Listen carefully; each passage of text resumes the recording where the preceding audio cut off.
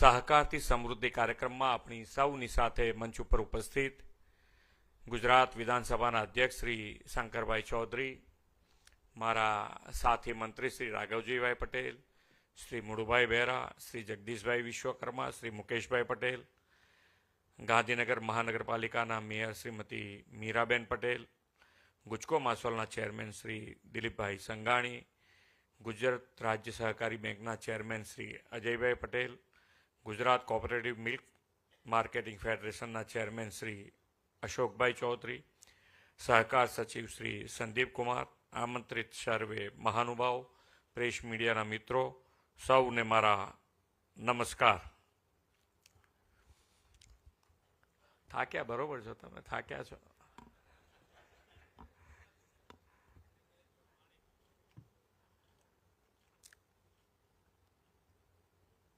લાંબુ થઈ જાય થોડું ઘણું હોય તો પણ સારું રહ્યું. મને એટલું લાગે છે કે આજે જે બધા બોલ્યા છે અહીંયાથી એ બધા દિલથી બોલ્યા છે. અને સુધારો, સહકારથી સમૃદ્ધિ. સહકાર આપણે વર્ષોથી આપણી સંસ્કૃતિ બી એ છે. વસુદેવ કુટુંબકમ, દરેક જણને કુટુંબના સભ્યો માનીએ તો ક્યાં તકલીફ, ક્યાંય તકલીફ ના પડે. એટલે તો આપણે આજે તો પર્યુષણ પર્વની શરૂઆત થઈ રહી છે. પર્યુષણ પર્વની આપ બધાને ખૂબ ખૂબ શુભેચ્છાઓ. આમાં શું છે કે આપણે પકડી રાખીએ છીએ. આ તાલી કેમ ઓછી પડી ખબર તમને? કે આ જૈનોનો છે, આમાં આપણે શું? એટલે આવું મગજમાં ક્યાંક ને ક્યાંક કોઈક ને કોઈક રીતે સેટ થઈ જાય. પણ આપણે તો સહકારથી આગળ વધવું છે. જે ધર્મ બધાને સાથે રાખીને આગળ ચાલતા શીખવાડે એ આપણા માટે કામનો. પણ આપણે શું બધાને ત્યાં ઘર કરી જાય કોઈક ને કોઈક વસ્તુ. આ એક ધર્મની વાત નથી એકલી. આ સારો ને આ ખોટો ને આ દાદામાં જેવું તો એક સરસ વસ્તુ એક જ છે કે જેના ઉપર તમને વધારેમાં વધારે તકલીફ ઊભી થતી હોય એના સારા ગુણ લઈ, એક તો હોય જ કોકનામાં, ગમે તેટલો ખરાબ હોય ને એનામાં એક ગુણ તો સારો હોય ને હોય જ.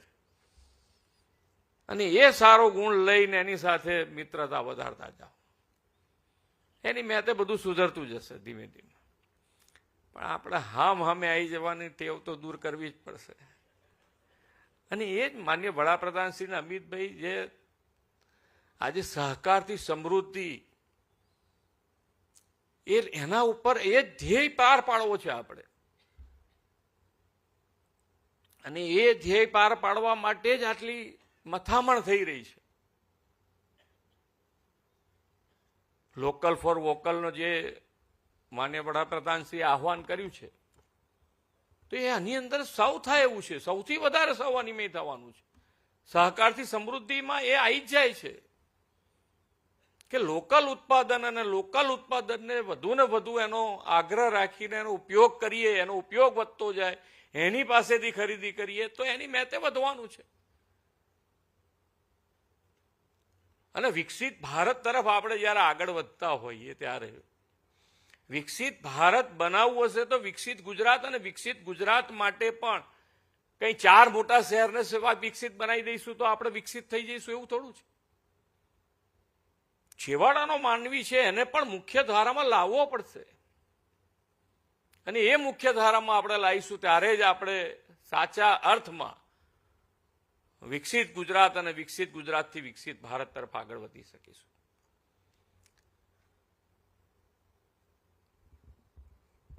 ચાલો પાછી બીજી બધી થઈ જશે તો વધારે ટાઈમ આજે લેવાયો છે તમારા બધાનો. દેશની સ્વતંત્રતા મળી તે પહેલા ગુજરાતના 2 પનોતા પુત્ર પૂજ્ય બાપુ અને સરદાર સાહેબની આગેવાનીમાં અસહકારનું આંદોલન ચાલ્યું. અને આજે પણ સહકારથી સમૃદ્ધિ, સહકાર આંદોલન જે ચાલી રહ્યું છે એ 2 ગુજરાતના પનોતા પુત્ર માન્ય વડાપ્રધાન શ્રી માન્ય વડાપ્રધાન શ્રી નરેન્દ્રભાઈ અને અમિતભાઈના હસ્તે ચાલી રહ્યું છે. એક વખતે વિદેશી વસ્તુઓનો બહિષ્કાર કરીને સ્વદેશી માટેની જનચેતના એમણે જગાવી અને રેંટિયો, ચરખો અને ખાદી જેવી સ્વદેશી વસ્તુઓ અને તેના ઉત્પાદનોના ઉપયોગથી આત્મનિર્ભરતાનો આપણો ધ્યેય હતો. વિશ્વના સૌથી લોકપ્રિય નેતા અને યશસ્વી વડાપ્રધાન નરેન્દ્રભાઈ મોદીએ આઝાદીના દશકો બાદ હવે આત્મનિર્ભર ભારત માટે સ્વદેશી ઉત્પાદનો અને વોકલ ફોર લોકલ અને લોકલ ફોર ગ્લોબલનું આહવાન કર્યું છે. સહકાર ક્ષેત્ર ખાસ કરીને સહકારી મંડળીઓ, બેંકો, દૂધ ઉત્પાદક સંઘો અને આ આહવાનને ઝીલી લેવામાં સૌથી મોટું યોગદાન આપી શકે એમ છે. વડાપ્રધાન શ્રી નરેન્દ્રભાઈ મોદી અને દેશના પ્રથમ સહકારિતા મંત્રી શ્રી અમિતભાઈ શાહ સાહેબે સહકાર સે સમૃદ્ધિનો જે મંત્ર આપ્યો છે તેને સ્વદેશી અને વોકલ ફોર લોકલથી પાર પાડવામાં આ ક્ષેત્ર મહત્વપૂર્ણ છે. 2025નું આ વર્ષ આંતરરાષ્ટ્રીય સહકારી વર્ષ તરીકે ઉજવાઈ રહ્યું છે અને તેની થીમ પણ કોઓપરેટિવ બિલ્ડ એ બેટર વર્લ્ડ રાખવામાં આવી છે. વડાપ્રધાનશ્રીના નેતૃત્વમાં ભારત સહકારી ક્ષેત્રનું એક શ્રેષ્ઠ વૈશ્વિક મોડલ દુનિયા સમક્ષ પ્રસ્તુત કરશે, જે આવનાર ભવિષ્યમાં કોઓપરેટિવ સેક્ટરમાં પણ દેશની અગ્રેસરતા પ્રસ્થાપિત કરશે એમ હું સ્પષ્ટપણે માનું છું. જે આજે પણ આપણી આ સંગોષ્ઠી એ દિશા દર્શન તરફ આગળ વધી રહ્યું છે. વડાપ્રધાનશ્રીએ સહકારથી સમૃદ્ધિનો જે મંત્ર આપ્યો છે તેના મૂળમાં ગ્રામ્ય અર્થતંત્રને મજબૂત કરવાનો ઉદ્દેશ છે. સરદાર સાહેબે ખેડૂતો, પશુપાલકોના હિતમાં સહકાર તેનો પાયો નાખ્યો હતો અને તેમના વિઝનને ત્રિભુવન કાકાએ આગળ વધારીને અમૂલની ભેટ આપી.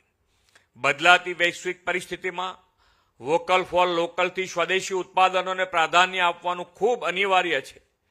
પ્રાથમિક સહકારી મંડળીઓ એટલે કે પેક્સ એ માટેનું યોગ્ય પ્લેટફોર્મ છે.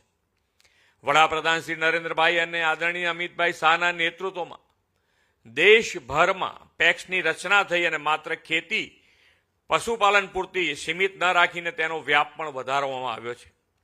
પેક્સ હવે શોર્ટ ટર્મ ક્રેડિટ પૂરતી મર્યાદિત રહી નથી, પરંતુ પેટ્રોલ પંપ, જન ઔષધિ કેન્દ્ર, પાણીના પ્રોજેક્ટનું મેનેજમેન્ટ, પીએમ સૂર્યઘર યોજના, રેલવે એર ટિકિટ બુકિંગ, નાના સ્ટોર્સ વગેરે જેવા અનેક ક્ષેત્રે વ્યવસાયો કરતી થઈ છે. પેક્સ સ્થાનિક કોર્પોરેટ કંપની બનવાની સંભાવના ધરાવે છે અને તે સૌને તેને સાકાર કરવા સક્ષમ પણ છે. વડાપ્રધાન શ્રી નરેન્દ્રભાઈ મોદીએ દેશમાં સહકાર ક્ષેત્રની ક્ષમતા અને વિસ્તરણને ધ્યાનમાં રાખીને સહકારથી સમૃદ્ધિ અને સ્વદેશથી આત્મનિર્ભરનું વિઝન આપ્યું છે. આત્મનિર્ભર ભારતને તેમણે 140 કરોડ ભારતીયોના સંકલ્પ અને જન આંદોલન બનાવ્યા છે. વોકલ ફોર લોકલ અને લોકલ ફોર ગ્લોબલ માટેની સ્થાનિક ઉદ્યોગો, એમએસએમઈ, કૃષિ, ગ્રામીણ અર્થતંત્ર, સ્ટાર્ટઅપ, આયુર્વેદ, યોગ, હસ્તકલા અને સંસ્કૃતિને આપણે પ્રોત્સાહન આપવાનું છે. સહકારી મંડળીઓ, સ્વસહાય જૂથોની મંડળીઓ દ્વારા બનાવેલી ચીજવસ્તુઓનું ખરીદીને આપણી ગ્રામીણ અર્થતંત્રને વેગ આપી શકીએ. સાથોસાથ વિના સહકાર નય ઉદ્ધારના ધ્યેય સાથે સૌના સાથ, સૌના વિકાસને પણ સાકાર કરી શકીશું. વડાપ્રધાનશ્રીની વિઝનરી લીડરશીપમાં આઝાદીના 75 વર્ષ બાદ અલાયદું સહકારિતા મંત્રાલય દેશને મળ્યું છે. છેવાડાના વ્યક્તિને વિકાસની મુખ્ય ધારામાં લાવવાના વડાપ્રધાનશ્રીના વિચારને અનુરૂપ નવી સહકારી નીતિ 2025 આદરણીય શ્રી અમિતભાઈ શાહે તાજેતરમાં જ જાહેર કરી છે. આ નવી નીતિ વડાપ્રધાન શ્રી નરેન્દ્રભાઈ મોદીના સહકાર અને સ્વદેશી સાથે આત્મનિર્ભરતા પ્રત્યેના દ્રઢ સંકલ્પનું પ્રતિબિંબ છે. દરેક નાગરિકને સહકારી આંદોલન સાથે વધુમાં વધુ જોડવાની સાથે દેશના જીડીપીમાં 2034 સુધીમાં સહકાર ક્ષેત્રના યોગદાનને 3 ગણું વધારવાનું આ નીતિમાં લક્ષ્ય રાખવામાં આવ્યું છે. સહકારી સંસ્થાઓની સંખ્યા 30% જેટલી વધારવી અને દરેક ગ્રામ પંચાયતમાં ઓછામાં ઓછી એક સહકારી સોસાયટી બનાવવી તથા દરેક તાલુકામાં ઓછામાં ઓછા 5 મોડેલ સહકારી વિલેજ વિકસિત કરવાની આ નીતિ બનાવવામાં આવી છે.